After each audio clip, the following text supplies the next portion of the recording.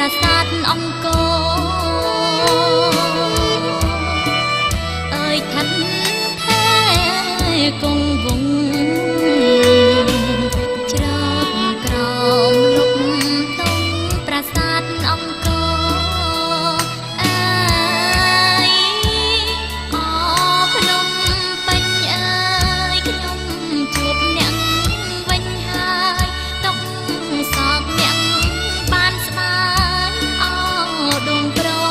លឹងអើយភ្នំពេញអើយអើយភ្នំពេញអើយ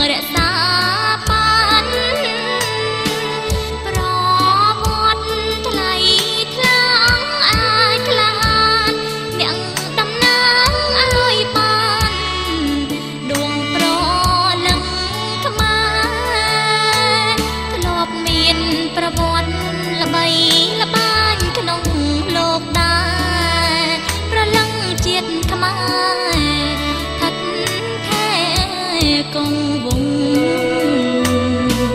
សច្រកក្រោមលុបតុងប្រាសាទអង្គរ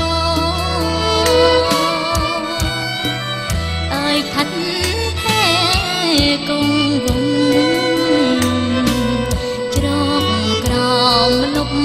តុងប្រាសាទអង្គរ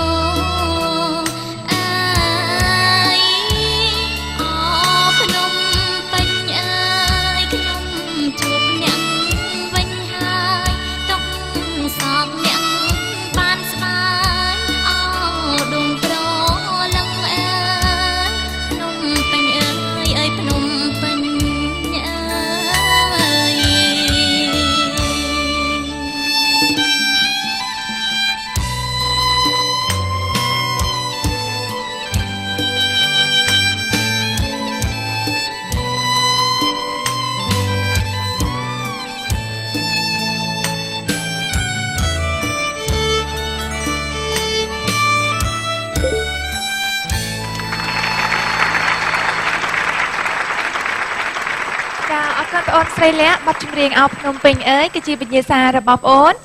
ហើយចាចង់ដឹងថាតើគណៈកម្មការរបស់យើងមានការយល់ឃើញយ៉ាងណាសូមអញ្ជើញលោកគ្រូពេជ្រពន្លឺសូមអានស្រីលក្ខសូមអានពាក្យប៉ារ៉ូលឲ្យច្បាស់ដូចជាមានមួយតុងសัตว์តុងតោឧតោដាក់ស្រៈឧដល់ងមួយតោងបន្តតុងអញ្ចឹងអត់មានខុសអីទេគាត់ថាយើងប្រឡំបន្តិចក្រោមលុបតុ